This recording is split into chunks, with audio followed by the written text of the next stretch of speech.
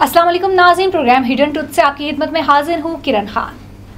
9 मई 2023 एहतजाज, जलाओ, गहराओ और क्रैकडाउन की पसे पर्दा कहानी।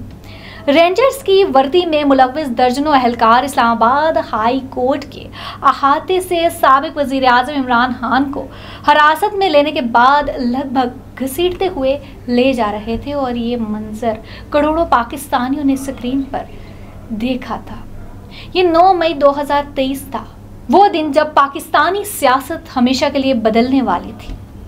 इस तनाजुर में एक अहम सवाल ये भी उठाया जा रहा कि क्या उस वक्त की हुकूमत के लिए इमरान खान की गिरफ्तारी का रद्द अमल गैर मुतवक्के था, और अगर 9 मई के वाक़यात किसी मुबैना सोची समझी साजिश के तहत हुए तो क्या इसे कानून नाफिज करने वाले इदारों की इंटेलिजेंस की नाकामी करार दिया जा सकता है?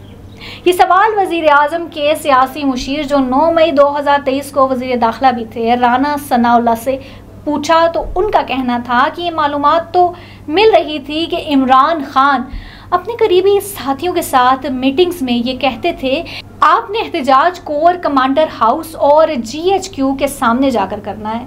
इस हद तक तो इंटेलिजेंस थी, लेकिन शायद ये बात पूरी तरह से हमारे जहन में या तज्जिये में नहीं थी कि वो GHQ पर हमलावर हो जाएंगे।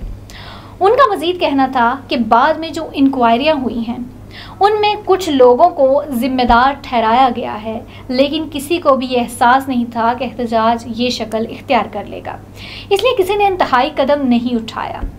ये बात उनके मखसूस लोगों को मालूम थी कि वहाँ जाकर उन्होंने क्या करना है, लेकिन मैं ये बात तस्लीम करने के लिए तैयार हूँ कि इसकी हमें पहले से कोई मालूमात नहीं थी। राना सनाउल्लाह ने बातचीत में 9 मई के वाक़यात को माजी में होने वाले PTI के मुजाहिरों का तसलसल करार दिया। ये माहौल बन चुका था कि बानी PTI खुद को रियासत से ज़्यादा ताकतवर साबित करने पर न सिर्फ तुले हुए थे बल्कि साबित कर रहे थे। उनका मज़ीद कहना था कि इमरान खान रियासत को चैलेंज करते हुए ये कह रहे थे कि मुझे गिरफ्तार नहीं किया जा सकता। कोई बंदा ये कैसे कर सकता है कि मुझे गिरफ्तार किया गया तो ये रेड लाइन क्रॉस करने जैसा होगा। तो ये तो एक बागियाना फ़लसफ़ा है। राना सनाउल्लाह के मुताबिक जब एक सियासी जमात जिसकी मुल्क पर भी हुकूमत रही हो, 2 सूबों में भी हुकूमत हो, और वो इस किस्म की सोच पर तुल जाए तो इस किस्म का हंगामा तो वो कर सकती है जितना इन्होंने किया। राना सनाउल्लाह ने ये इल्ज़ाम भी आयद किया कि तहरीक इंसाफ की दूसरे और तीसरे दर्जे की क़यादत 9 मई को होने वाले वाक़यात के मुबैना मंसूबे का इल्म रखती थी, और शायद कुछ ही लोग ऐसे होंगे जिन्हें ये नहीं पता होगा कि लूट मार भी करनी है और आग भी लगानी है। इस सिलसिले में शहरयार आफरीदी की ही 9 मई को की गई एक ऐसी तकरीर का हवाला दिया जाता है जो उन्होंने रावलपिंडी के मुज़ाफ़ाती इलाके सोहान में एहतजाज के लिए जमा मुज़ाहिरीन के सामने की थी। इस तकरीर के दौरान उनकी जानिब से कही गए एक जुमले के बायस उन्हें कई माह जेल में गुजारने पड़े, जब उन पर ये इल्ज़ाम आयद किया गया कि उन्होंने लोगों को GHQ जानिब पर उकसाया। शहरयार आफरीदी अपने ऊपर आयद इल्ज़ाम को मुज़ाहिका खेज़ करार देते हैं और ये दावा करते हैं कि उनकी तकरीर का एक जुमला उठाकर इसे सियाक़-उस-बाक़ से हटकर पेश किया गया है।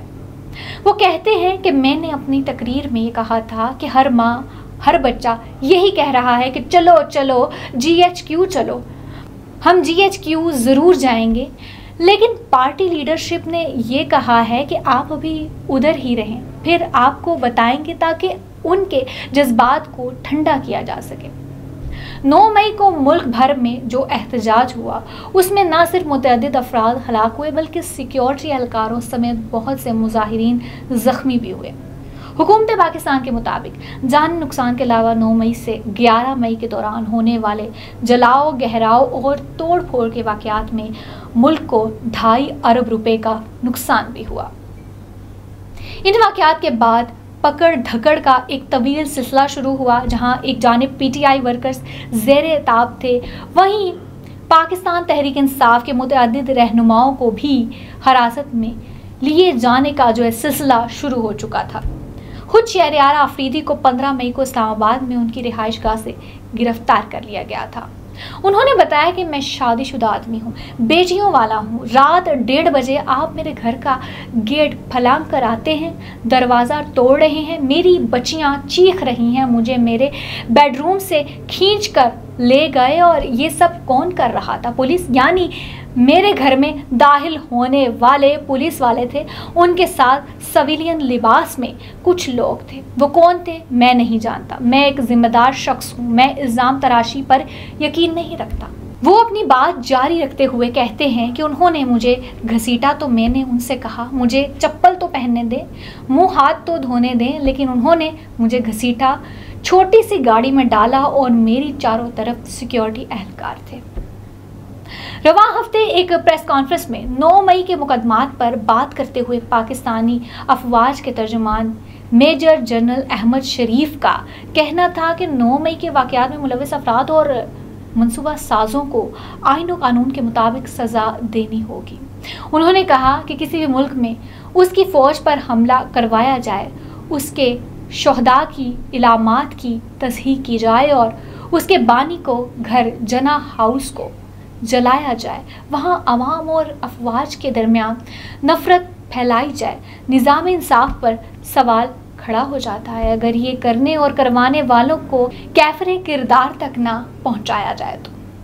उनका मजीद कहना था कि अगर पाकिस्तान के निज़ाम इंसाफ पर यकीन कायम रखना है और जज़ा और सज़ा का निज़ाम जिस पर कुदरत का निज़ाम चलता है, अगर इस पर यकीन रखना है तो 9 मई के मुल्ज़िमान ऐसे करने और करवाने वालों को आईन और कानून के मुताबिक सज़ा देनी होगी। तर्जुमान ने कहा कि बातचीत सियासी पार्टियों को ज़ेब देती है, फ़ौज या इदारे बातचीत करें ये बिल्कुल मुनासिब नहीं। उन्होंने 9 मई के वाक़यात के ज़िम्मेदारान को इंतशारी टोला करार देते हुए कहा कि अगर कोई सियासी सोच या टोला अपनी ही फ़ौज पर हमलावर हो तो उससे कोई बातचीत नहीं करेगा। ऐसे इंतशारी टोले के लिए सिर्फ एक रास्ता है और वो कौम के सामने मुआफ़ी मांगने और वादे करे कि वो नफ़रत की सियासत छोड़कर तामीरी सियासत में हिस्सा लेगा। तज्ज़ियाकारों के मुताबिक तहरीक इंसाफ की लीडरशिप और पार्टी से मुतल्लिक जो सख्त मौक़िफ़ 1 साल पहले अपनाया गया, जिसमें 9 मई के वाक़यात को फ़ौज पर हमला करार दिया गया, आज 1 साल बाद भी फ़ौज का ये बयान कि इंतशारी टोले से मुज़ाकरात नहीं हो सकते ज़ाहिर करता है कि पाकिस्तानी फ़ौज की PTI से मुतल्लिक मौक़िफ़ में तब्दीली नहीं आई। 9 मई के वाक़यात के 1 साल बाद सियासी मंजरनामे पर भी बहुत कुछ बदल चुका है, लेकिन ताहाल उन वाक़यात की तहकीकात के लिए कोई जुडिशल कमीशन कायम नहीं किया गया। तहरीक इंसाफ के चंद रहनुमा और कारकुन या तो अभी भी जेलों में हैं या रूपोशी की ज़िंदगियां गुजार रहे हैं, लेकिन जबकि बानी PTI इमरान खान को मुतअद्दिद केसों में सज़ाएँ भी दी जा चुकी हैं और अपने खिलाफ बाकी मुकदमात वो अडियाला जेल में ही भुगत रहे हैं। ऐसे में इलेक्शन के बाद नई हुकूमत के क़याम के बाद एक सियासी डेडलॉक की फ़िज़ा है, तो अब सूरत हाल आगे कैसे बढ़ेगी?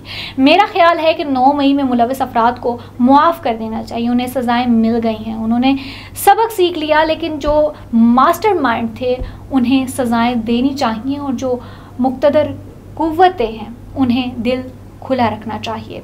इसी के साथ दीजिएगा इजाज़त। अल्लाह हाफ़िज़।